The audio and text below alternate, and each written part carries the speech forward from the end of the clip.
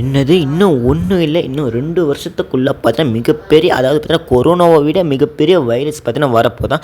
So அதை control பண்ணுறதுக்கிட்ட நம்மக்கிட்ட பார்த்தா சரியான மருந்துகள் இல்லைன்னு ஒரு மிகப்பெரிய பணக்காரர் அப்படி இல்லைன்னா தொழிலதிபர் அவங்க சொல்லியிருக்காங்க. ஸோ அவங்க அப்படி என்னென்னலாம் சொல்லியிருக்காங்கன்னு இந்த ஒரு வீடியோவில் டீட்டெயிலாக பார்க்கலாம் வாங்க.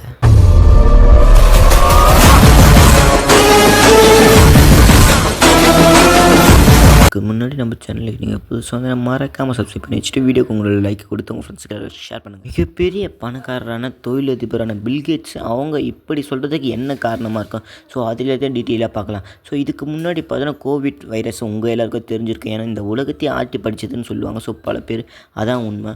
ஸோ மிகப்பெரிய அந்த வைரஸை நம்மளால் கண்ட்ரோல் பண்ண முடியல, வசதிகள் இல்லை, அதாவது மருத்துவ வசதிகள் இல்லைன்னு சொல்லியிருந்தார். ஸோ மிகப்பெரிய வைரஸ் ஒன்று வரப்போகுது, ஒன்று இல்லைன்னா 4 வருடத்துக்குள்ளே வரப்போதா சொல்லியிருக்காங்க. ஸோ இவங்க சொல்லியிருக்காங்க அப்படி வந்துட்டாக்க நம்மக்கிட்ட போதிய அளவிலான மருந்துகள் இருக்கா இல்லையா, இல்லை வசதிகள் இருக்கா இல்லையான்னு கொஞ்சம் யோசிக்க வேண்டிய விஷயமாக தான் இருக்குது. அதாவது கொஞ்சம் நாளைக்கு முன்னாடி பார்த்தீங்கன்னா, அதாவது இப்போ கரண்ட்டில் பார்த்தீங்கன்னா சீனாவில் பார்த்தீங்கன்னா ஹெச்எம்பி வைரஸ் பார்த்தீங்கன்னா ஆட்டி படிச்சுக்கிட்டு இருக்குது. ஸோ இது இன்னும் எஃபெக்ட் தரல தான் சொல்லணும். ஸோ இது நார்மல் வைரஸாகவே கண்ட்ரோல் பண்ணிக்கிட்டு தான் இருக்காங்க. ஸோ ஆனால் இதை விட ஒரு பெரிய வைரஸ் வரப்போகுதுன்னு நம்ம பில்கேட்ஸை சொல்லியிருக்காங்க. ஸோ அது என்னென்னு பார்க்கலாம். அவங்க அப்படி சொல்கிறதுக்கு என்ன காரணமாக இருக்குன்னு அது எல்லாத்தையும் நான் உங்களுக்கு டீப்பாக சொல்லிடுறேன். பில்கேட்ஸ் இவங்க பார்த்தீங்கன்னா ஒரு ஈவெண்ட்டு அப்படி இல்லைன்னா வேறு எதனா ஒரு நிகழ்ச்சிக்கு அப்படி இல்லைன்னா ஒரு ப்ரெஸ்ஸை வச்சும் பேசியிருக்கலாம். அவங்க பேச சொல்ல என்னென்ன சொன்னாங்கன்னு நான் உங்களுக்கு சொல்கிறேன். அதாவது பார்த்தீங்கன்னா இன்னும் 2 வருஷம் அப்படி இல்லைன்னா 4 வருஷத்துக்குள்ளே கொரோனாவை விட மிகப்பெரிய பலமான வைரஸ் வரதுக்கு வாய்ப்பு இருக்குதுன்னு அவங்க சொல்லியிருப்பாங்க. ஸோ இது பார்த்தீங்கன்னா இயற்கை நோய் தொற்றாகவும் இருக்கலான்னு வாய்ப்பு இருக்குது. ஸோ 10 முதல் 15% வரை இது இயற்கையான நோய் தொற்றாக கூட இருக்கலான்னு இவங்க பில்கேட்ஸ் சொல்லியிருக்காங்க. அதுக்கப்புறம் என்ன, ஒரு வழியாக இவர் சொன்ன மாதிரி இந்த ஒரு பலமான வைரஸ் வந்துட்டாக்கா ஸோ அதுக்கு நம்ம தயாராக இருக்கிறோமா இல்லையான்னு அதை சொல்வது ரொம்ப நல்லதுன்னு இவங்க பார்த்தீங்கன்னா சொல்லியிருக்காங்க. அதுக்கப்புறம் என்ன அவங்க சொன்னாங்க, ஸோ இன்னும் இந்த மாதிரி ஒரு வைரஸை நம்ம கண்ட்ரோல் பண்ண முடியாது, அதுக்கு இன்னும் நம்ம தயாராகலைன்னு தான் அவங்க சொன்னாங்க. அடுத்தடுத்த நோய் தொற்றுகள் வந்துக்கிட்டே இருந்தாக்கா ஸோ இன்னும் நம்ம முழுமையாக தயாராகலைன்னு சொல்லியிருந்தார். இந்த அரசியலால் நமக்கு நிறைய பிளவுகள் ஏற்பட்டிருக்கு. அதனால் பார்த்திங்கன்னா நமக்கு தேவையான மருத்துவ கருவிகள் இல்லை. ஸோ அதனால் நமக்கு குறைபாடுகள் ஏற்படலாம். ஸோ மருந்தை கண்ட்ரோல் பண்ணுறது கொஞ்சம் அதிகமாக இருக்கலாம்னு சொல்லியிருக்காரு. நோய் தொற்று பார்த்திங்கன்னா அதிகமாகிக்கிட்டே இருக்கலாம்னு சொல்லியிருக்காங்க. இந்த ஒரு கருவிகளை எல்லாமே நம்ம தயாராக வச்சுக்கணும். அடுத்த வர நோய் தொற்றுக்கு பார்த்திங்கன்னா நம்ம தயாராக இருக்கணும். கொரோனாவை விட ஒரு பலமான வைரஸ் வரப்போகுதுன்னா அதை நம்ம தன்னம்பிக்கையோடு எதிர்கொள்ளணும். ஸோ அப்படின்னு அவங்க சொல்லியிருந்தாங்க. அதுக்கப்புறம் அவங்க சொன்னதில் இதுதான் ரொம்பவும் முக்கியமான பாயிண்ட். அதாவது வந்து ஒருத்தவங்களுக்கு யூஸ் பண்ண கருவிகளை பார்த்தா இன்னொருத்தவங்களுக்கு யூஸ் பண்ண வேண்டாம். ஸோ அப்படி யூஸ் பண்ணியிருந்தாக்கா மறுபடியும் நோய் தொற்று ஏற்படும், அவங்களுக்கும் பரவத்துக்கு வாய்ப்பு இருக்குதுன்னு சொல்லியிருந்தாங்க. ஸோ இதனால தான் இதுக்கு முன்னாடி பண்ணியிருந்த தப்பு இதுதான். ஸோ அதனால் புதுசாக கருவிகளை வாங்கி வச்சுட்டுங்க, ஒரு ஆளுக்கு ஒரு கருவி மட்டும் யூஸ் பண்ணுங்கன்னு சொல்லியிருந்தார். அவங்க சொன்ன ஒரு விஷயத்தை நீங்களே கேட்டு பாருங்களேன். ட்ரில்லியன் கணக்கான டாலர்கள் மற்றும் மில்லியன் கணக்கான உயிர்களை இழந்த பிறகு ஸோ நீங்கள் எதிர்பார்க்கும் அளவுக்கு முன்னேற்றம் இந்த நாடுகளுக்கு அமைஞ்சிடுமான்னு அவங்க பார்த்தீங்கன்னா ஒரு கேள்வியை கேட்டுட்டாங்க.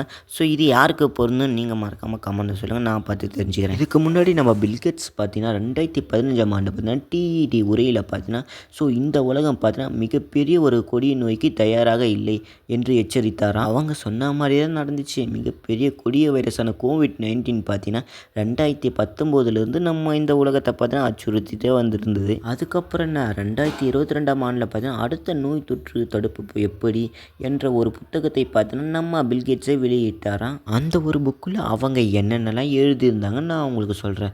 உலகளவில் சுகாதார உட்கட்டமைப்பை மேம்படுத்துவதற்கான நுண்ணறிவுகளையும் தீகளையும் வழங்குகிறதுன்னு அந்த ஒரு புக்கில் பார்த்தீங்கன்னா நிறைய விஷயங்களை எழுதியிருக்காராம். இந்த உரையில் அவங்க அழுத்தமாக சொன்ன விஷயம்னா இந்த ஒரு விஷயமாக தான் இருக்குது.